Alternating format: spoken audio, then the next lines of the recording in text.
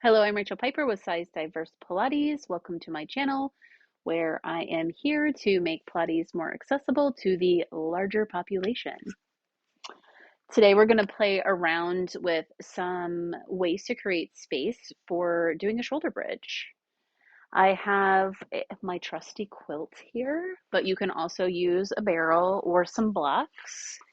I also have my reformer box here, a wedge, and a foam roller.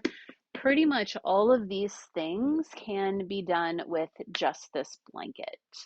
So when we are doing our bridging, sometimes when we're in a larger body, it's hard for us to get the connection in our feet to lift the hips up. So there's a couple of things that we can play around with. We can put something underneath the feet, or we can put something underneath the hips to get us a certain amount up so that we can press into the feet and we can practice lifting from a higher position. A couple of things that you may have seen in another video where I talked about props. In some cases, depending on how large your body is, it might be harder for you to get up on a prop, which is why I decided to have like a couple of different variations of props here. I do have the foam roller that I recommended in that video, which is still rounded. It has one flatter side versus one rounder side, but it's also a little bit shorter. And this one I feel is really good in general because you can play around with having it underneath the feet for some stability work once you decide that you want more of a challenge. But it's also small enough that it might be a little bit easier to slide underneath the hips or to get on top of it. However, my favorite prop for putting something underneath the hips is going to be the quilt itself because you can shape it the size that you need it to be so that you can get into position. The only thing I recommend with the quilt and some of these other props is to potentially have some sticky pads available underneath so that when you press in, the prop does not slide. You can also get some kitchen liner. So I may or may not use this. I may forget it's over there. All right, so let's play around with it. How do we create space to make bridging more accessible? We're going to put something under the feet or we're going to put something underneath the hips. And we'll go through why I like the two different options and how we can create some challenges and some connections to help us get there without any prop later. Let's start with underneath the feet. I am going to use this now that I just said that. Oh, all right. So the higher up, the taller that you can make your blanket, probably I would say the better. The higher it is, the um, the easier it's going to be for you to find the connection in your feet and press in to lift the hips up. Now, if you have a sturdy wall, you can use the wall as well. You can actually put your feet up higher, and the higher up your feet are against the wall, and with that angle, the more successful you're going to feel, and you may be able to get the hips up and articulate a little bit more. I just don't have a wall down here. That's a solid wall. This is unfinished space over here, so I can't really put my feet against the wall. So I just want to throw that out there that the wall is absolutely an option, and I can always make a video on that some other day. But for now, try and get your prop to be as high as possible with your quilt. So this is pretty darn good here for me. I wish it was a little bit taller. Go ahead and you get to lie yourself back. For this particular one, because we're going to be lifting the hips, you're going to keep your head down and nothing underneath. If your head is falling backwards, as you lift your hips, that should straighten you out a little bit. So I don't recommend putting anything underneath the head when you're doing the hip lifting work. So from here, just having the feet up allows you to press into the feet a little bit sooner, and you can start doing a little bit of a pelvic tuck. You can reach through the feet and press up, and then relax and come back down. And you can even do an arch away, which is pressing your tailbone down to stretch you the other way. And then you can kind of come back to that tall position here. But having the feet higher, I want to talk about the feet really quick. When you have your feet on here, I want you to try and think about having the ball of the big toe, the ball of the little toe, and the heel pressing in to your prop. If you have a prop where you can't feel that full connection, um, maybe switch to something else or maybe get a thicker prop there. It's really nice to be able to use this full part of the foot to press into. And then you're going to try and press into those three spots equally. So as you do your tuck, which is lifting your tailbone off the mat, you can press into the feet and start lifting up. And then you can come back down. As you see, I'm not pressing up very high. And that's okay. You may just get into position and press those feet in, and you might feel something in the hamstrings or in the feet, but maybe you're hovering some of your body. That's okay. Then you're just going to release that. So this is all strength building right here. It doesn't matter how much you move when you're starting your practice. The idea is that you're getting into a position that is comfortable and safe, and then you're going to practice feeling the connections. So even if you are just trying to do equal weight in all 3 points of your feet that I talked about, and then you just try and lift your tailbone a little bit, and that's all you can do, that's all you do today. You just practice that over and over again, and then you get to release and put the tailbone down. It doesn't matter how high you get. We are working to build muscles nice and slow. So I didn't say anything about the upper body, so I'll do that now. Nice open shoulders here, a little bit of space as much as you can get, and that really just comes from trying to press the top of the back of the head in. And then arms can be as wide as you want them to be. For me, the wider my arms are when I'm doing a shoulder bridge, a little bit easier for me to engage and lift up. So go ahead and spread those arms a little bit wider if you have that there for you, whatever's comfortable. Then press into those feet, start lifting the tailbone off the mat, and then you sequence up and you lift, and you're just going to try and lift this part straight up towards the ceiling. And you're going to try and keep pressing into those 3 parts of the feet. And then as you come down, you try and keep the hips up and come down in sequence. So that's the idea, and that is the eventual shoulder bridge that you're going to try and do. You come down super slow, and then you put your tailbone back down. But again, it doesn't matter how high you lift. You are using a lot of muscles just by trying to get your feet into position and doing that tuck and that arch. Let's talk about the arch. The arch is when you press your tailbone down. I'm going to bring my hands up so you can kind of see. The idea is that we create space here. And by space, my body's still touching the mat, y'all. Okay? Space is inside space. Space is where your spine is. It's not where your body fat is, okay? And then you get to bring it back. So the idea of creating space, I think, sometimes gets a bad name. And I think it's because people think that it's creating space with the body, lifting the body fully off the mat. That's not going to be the case for some of us. But when we look at our actual bony landmarks and where our bones are in our body, we are creating space with the bones. Just because our flesh isn't lifting doesn't mean we're not working. So when I say create space, I am talking about what is inside your body, not your actual physical body.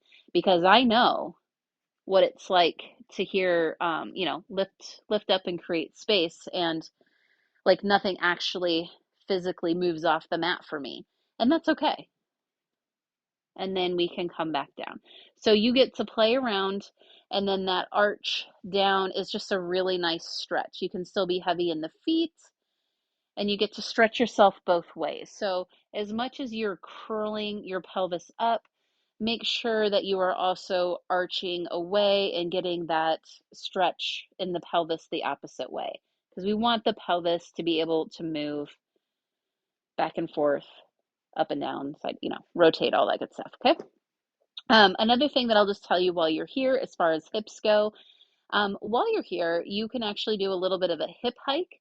So when you have your tailbone pressed down so that you're in your tall position, which just means that you're not tucking and you're not really pressing it down, you're just somewhere in the middle there, you can actually keep your feet where they are and lift one hip up. This decreases space on one side. And then the idea is that you do it on the other side. This side waist right here opens up a little bit and then it comes back.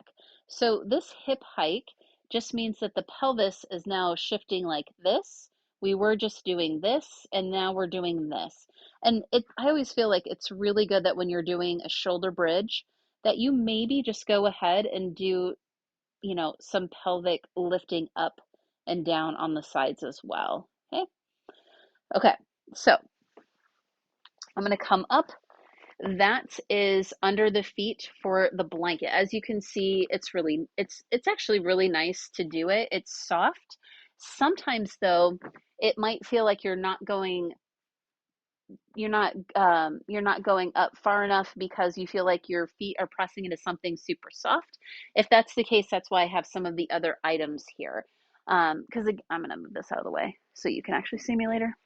That's why we have some of the other things here so that we can play around. Something that's just a little bit more stable. So we're going to do the things underneath the feet and then we'll do the things underneath the hips. This is always interesting. It's a different idea and you can do it both ways. This is a wedge. Looks like well, this is a right angle, but like maybe a 45 degree. I would put this on top of something sticky because of the way that it's slanted. Your feet are going to be closer together for this. Now, I talked about this in another video, might have been the reformer video for stomach massage. This is from OPTP. Again, I'm not affiliated with OPTP, but I got two of these Pro slants together in a 2-pack. If you put this down and because of the shape of your legs, your calves, you can't get both feet on here, this does come in a 2-pack and I highly recommend you keep both of them because then you can put them side to side and then you have more space and you can put your feet on here. So we'll put this down. I'm just going to use one right now mostly because I don't know where my other one is right now. I'm going to put my feet on here. And it puts me at a little bit of a slant. The reason I like this one is if we're working on the foot position, the ball of the big toe, ball of the little toe, and the heel, this one puts you at a little bit of a slant. And then when you go to press up, it gives you, it may give you a little bit more of a hamstring challenge. It's kind of interesting. So sometimes bridging, we put our heels down and we try and bridge up to try and engage the hamstrings a little bit more. This gives you that tactile feel. You can actually even bring the feet down to the mat instead of having them up. This maybe increases the challenge a little bit the higher up you go, but you can bring the heels down and then you can bridge up and it helps you sort of find your big toe and little toe feeling as you have that heel down to the mat. And it gives you a little bit more strength work. Now my toes are up for that one, but I do have the balls of the big ball and the little ball of my toes down, and that's what's important there. But you can press the toes in as well. So as I come back, I can try and work on a little bit of an increased challenge, and you can already see here, if I start to press up here, this starts to lift. So this means that when I come up, I'm going to have to really lead through my heel so that this doesn't slide away, like I just slid it away on purpose. And it helps me really ground my heel, but also keeping that tactile connection on the slant. So I get to lift up here and then come back down. Now, again, it doesn't matter how high you lift. This is a lot of work. So if you come to this position and you're really working on those feet and you're just doing a pelvic tuck and you're pressing through those feet and really hovering, hold for a bit, and then come back down, and then make sure you arch away, because we just talked about that, and then come back. So the reason I like this one is um, in my body, it fires up some different muscles, and it makes a lot of sense that it would fire different muscles based on how your foot is. The nice thing about this is that instead of trying to do a heel down bridge, you actually have something tactile to give your mind an idea. Um, you can form this probably with, I'm trying to think. You could use maybe a towel or a blanket or something like that. The only thing is that this is really solid, and you want something that is pretty solid because of how you're going to press into it. So if you remember, there's a couple different options. The lower you go, the heel on the mat, a little bit easier to engage because you can drive the heel down. The more you bring it up, your heel is going to have to press at an angle and may make it more difficult. Plus, the way that this can teeter-totter a little bit, because I have a pad underneath of it, has to, and actually just the shape of it, if you press too much with the toes, that'll lift up. So it gives you the idea of, oh, I'm working too much in one part of my foot. I need to press more into the heel to bring this down. So kind of a nice little thing. Plus, because it's a little bit higher, it does create some of the space. So another way to work some muscles doing the same exact movement. We'll use this for the hips as well. Okay. Then the idea here is that you get to play with your shoulder bridge. Your feet are a little bit higher, but you can play a little bit with your arch idea. Excuse me. So there we had, it looked almost more like a flexed foot. And here you have a little bit more of an arch foot, which is one of our, which would be one of our positions in our footwork on the reformer. This one, again, I like it. There's a flatter side, which means it won't tilt as much, and it's rounder here. So there are some pluses and minuses to both sides of this. One side's going to be more of a stability challenge. The whole thing is, by the way. One side's going to be more of a stability challenge than the other side, but the rounder side, if you're putting your foot over it, may cause a little bit more cramping in the feet. So that's just something to think about as well. So this is what it will look like. So flatter side down should be less of a balance challenge for me, but I'm going to have less space for my feet. So I'm going to be more on my arches. So as I do this one, I do like to think about taking the toes down and the heels down, and then we get to reach up and come back down. I'm going to try and continue to reach the toes over and the heels back for this one, which this in general helps us think about how to do our footwork and how we maybe have our feet in straps and some other things in the Pilates apparatus world. Okay, so from here, we're just going to reach up, and then I'm going to try and come back down, and I'm going to try and be equal weighted in both feet and keep my feet in that same position. Okay, so that was the flatter side there down.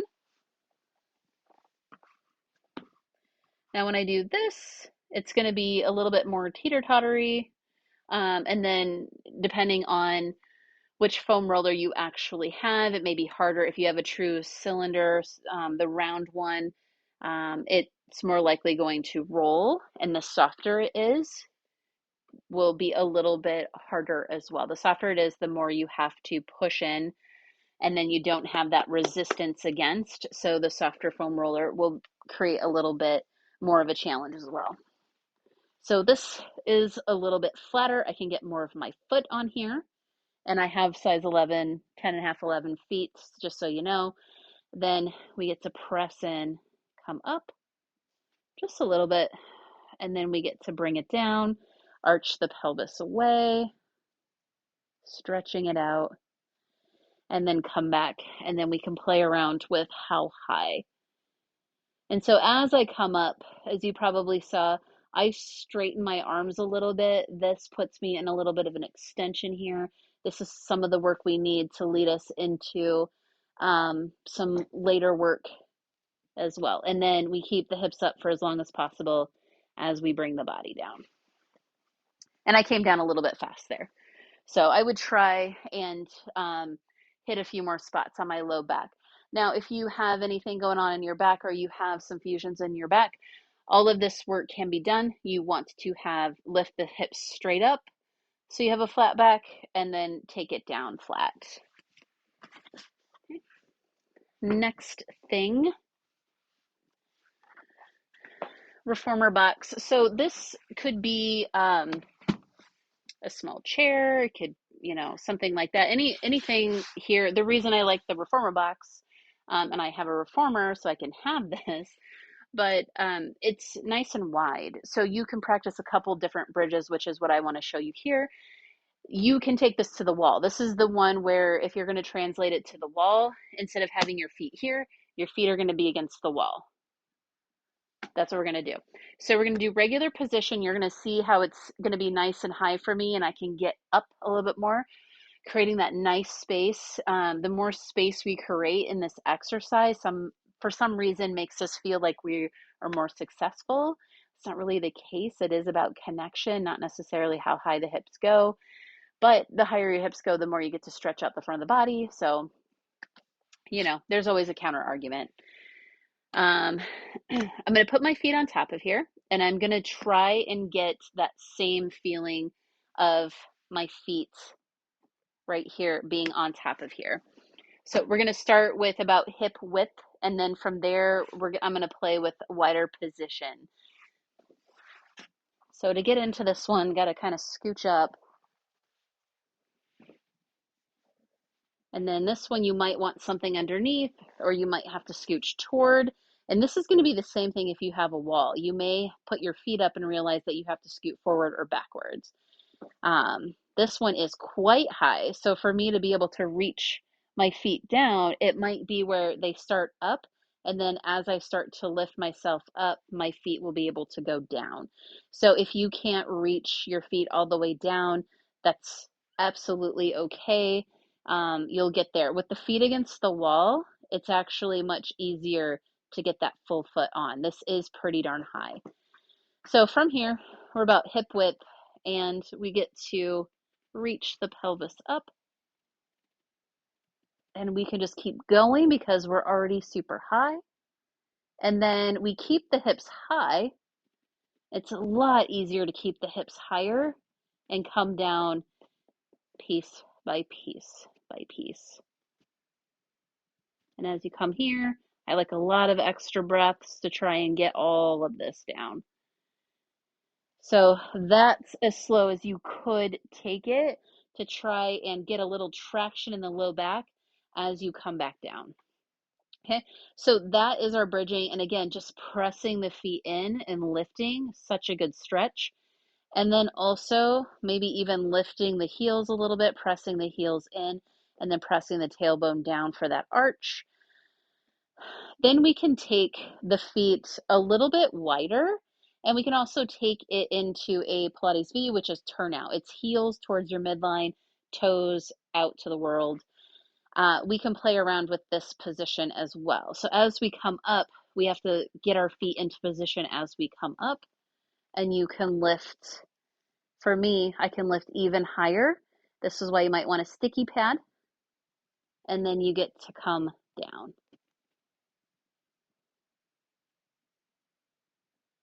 And land the hips, and then you get to stretch away. So for that particular one, as you can see, I can go a lot higher when my legs are wider, and when they're in a Pilates V, it's easier for me to access those particular muscles. But because that one is easier for me and it's easier for me to connect to those muscles, when I do the parallel position, which is toes pointed straight, like that particular position for me, it's harder for me to connect, which is why I need to practice that one a little bit more. But I do like doing the wide turnout position because it does help me at least stretch the front of the body, which is hard for me to access with my feet in parallel and a little bit closer. So that's just something to note. You can do both of those on the wall. You can also do a wider parallel as well, but having that turnout helps you access a little bit more of the back body there. Okay. So this one we will not be putting underneath the hips. It's a little high. Okay, so the other thing that I did not talk about, which I'm just going to go and get it really quick,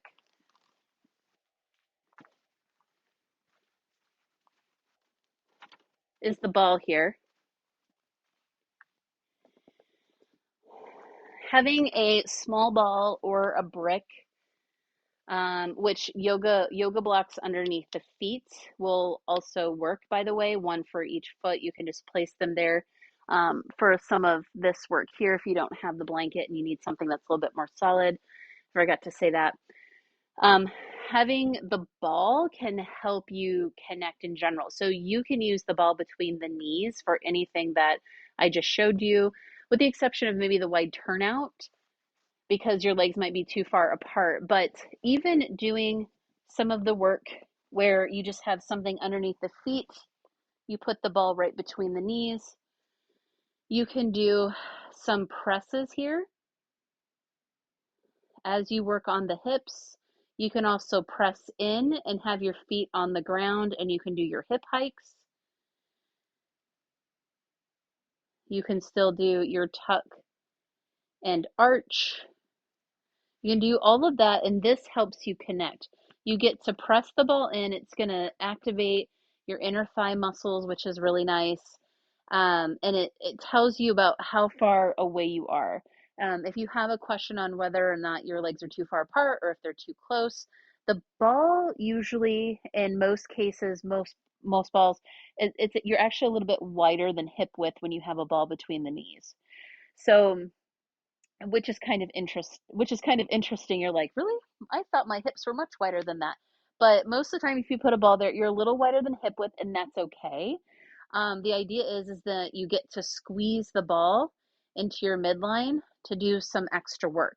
Now, you can still put whatever you want to underneath the feet to help lift you up. That'll create space. And then this gives you an extra connection, and then you can add a little bit of work there. So kind of a nice thing to play around with. Okay, didn't want to forget to mention that. So now under the hips, didn't know if that was going to go anywhere. Under the hips, we can use these three items over here. You can use a couple of blocks. Again, depending on how easy it is for you to get into position, pending body size or ailments, or both together. You're just going to play with what works for you. And then I'm going to show you some things that you can do to connect once you're up there. You can use the ball for this as well. So maybe I shouldn't have gotten rid of it. Let's go back to the first prop that we had, which is the blanket. You can make this as tall as you want to again.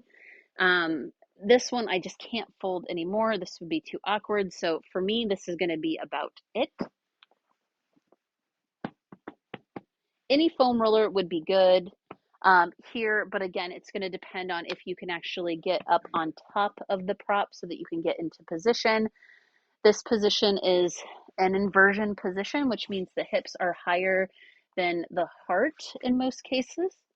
So to lie back on top of it, there's a couple different ways. So I just did that very easily, made it look like very nonchalant about it, but it can be pretty difficult to get into this position and then also, get yourself into a good position once you're on top of it. So once you find a prop that you think is the right height, then you're just going to practice getting in and out of position. Once you're there, you can do all of the same things that we did over there. You can do the tuck, pressing into the feet, and then arching away, sometimes a little bit easier to try and get your tailbone down. And then you can do the hip hikes as well. So I would like to recommend that you play around with both the tuck, the arch, and then doing the hip up and down on both sides, just to get some get some stretch around the hips in general. We sit we sit all the time, so just getting some movement in the pelvis is going to be really good for us. So here, the idea is that you have helps, your hips are higher, and it helps you maybe connect to your feet a little bit more. So even though I just said when your legs are higher, it's harder, it's easier for you to lift. Here, when your hips are already up, you're already up a certain distance. So then you get to practice going up farther, if that makes sense. So you just get to press in and think about lifting up, press into the feet equally, like I talked about, and then you get to bring yourself down. So maybe it's just pelvic tuck and pelvic arch, and that's it, and you're in a higher position. Or maybe it's that you do a tuck and then you're going to try and lift just like a centimeter off and keep those feet down, and then bring yourself back down. It doesn't really matter how high you go. Sometimes it's actually a little bit harder to lift up off because you're already up and you're like, how do I even start engaging to get up?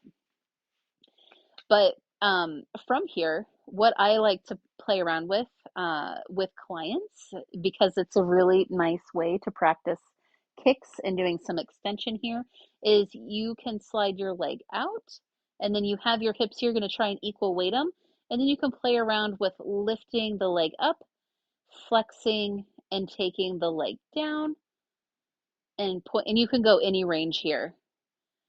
So it could just be it could be a really, really small one. So maybe you take the leg out and then you lift, and maybe it's only right here, but you're trying to keep equal weight in your hips. You're turning yourself on here, and maybe you just do some little tiny kicks here, and then you drag the leg back in. It's just really nice because then you get to practice opening up the hip, and you get to practice lifting the leg and reaching away, and you're already propped up. The other thing that's nice about this particular position is that you can stretch your psoas muscle here by lifting the leg up, and you can support yourself if you need an extra support here. You can put your double band here, and you can think about lengthening the leg away. So you're pushing the heel out, and you do this really slow. It's going to give you some quad work, and then as you go down, it's going to stretch all your muscles here. And then when you get your heel down to the mat, or if you can, then think about trying to reach that heel away. And reach it, reach it, reach it. Then you get to pull it back in. And you can repeat that 3 or 4 times. So if you're sore from sitting, this right here, all of this work is really great because you're nice and open here. You have your hips up, you can stretch your psoas muscles. It's all good stuff. Then getting out of it can be kind of difficult. Um, and I mean, not even difficult, just like it's awkward. Sometimes, whenever you use a prop, sometimes there's, awkward stuff. Now, if you can lift your hips, you can obviously push it away. Otherwise, you can sort of inch yourself away, like a little inchworm, until you can push it away. Now, I always highly recommend that you put this right underneath the legs, and you can just let the legs open up, almost like a yoga shavasana. You can just kind of allow your body to relax for a minute and come here. And it's just really comfortable to have the prop underneath the legs here and just relax yourself. Okay. So it's like, congratulations, now you can relax. Okay. Same thing with the other props here. All of that is going to be exactly the same. The only one that I want to talk about is this one. It's kind of different. You're going to want a pad underneath here. And this one is different because it's weird to get into. Like, I don't know how many times someone's like, what? How do I get in there? This is weird. So again, the nice thing about the 2 pack of this is if you're in a larger body, you can put two right next to each other, and then you're going to be able to feel your body on top of this, like your full body on top of it, or the majority of your body on top of it. So for me, this one's so weird. Sometimes you just kind of have to like inch yourself up and then bring yourself back. I'm just gonna fall backwards a little bit. Okay. Um, this one is actually just meant to put you in a slight tuck at the beginning. And also, I'll just let you know that whenever I use this one, I always have to adjust my pants afterwards. So I probably should have done this one last. But this puts you into a tuck already so that you can press into the feet and sort of lift out of your tuck and then come back down. But the reason I like this one and lifting all the way up and coming all the way down a little bit different, this one is more of a prep, is what I would say. Is this one, if you're trying to figure out how to arch away and you can't feel your tailbone against the mat because it's too far away, having this angle right here sometimes allows you to feel the tailbone pushing in. So really this one is more of a connection one to try and find like what your arch is, what your neutral might be, and then it sort of automatically puts you in a tuck, but you can press into the feet to feel it a little bit more. This one does slide a little bit, so I would definitely want something underneath. This one's a little bit easier to get out of the way.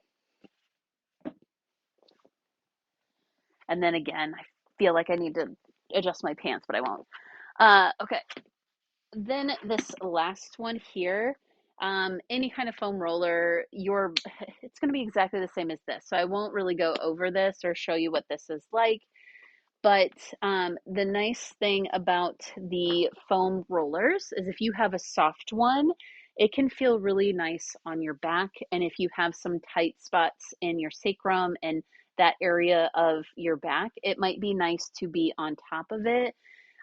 Putting pressure on those areas sends blood to that area, which is always a good thing. So, all the things that we did with the blanket, you can do with the foam roller. Um, it's just really up to you. Again, it's going to depend on how high it is, if you can get up there, how hard or how soft it is. If you have a hard foam roller, it won't feel as nice. If you have softies, then it'll definitely feel much better. And then while you're up there and you're playing around with those ideas, doing the psoas stretch is really great on these as well. It won't feel as uncomfortable if you have a softer one. So that's what I have there. Ways to create space, ways to stretch out the body, whether it's your archway, tailbone down, your tuck, or doing the hip hikes, um, opening up the front of the body, getting up there and being able to open up the front of the body, hit prop underneath hips, to then also do that psoas stretch. So there's lots of good ways that you can play around with your shoulder bridge. Um, yeah, let me know which one you liked. If you have another exercise that seems that it's really, really tough and you want to know how to prop to create space or to create connections or stretch any of that kind of stuff, please feel free to contact me, message me through Instagram, or you can go to my email and send me an email. uh, yeah, I think that's it. Have fun giving this a try, I guess.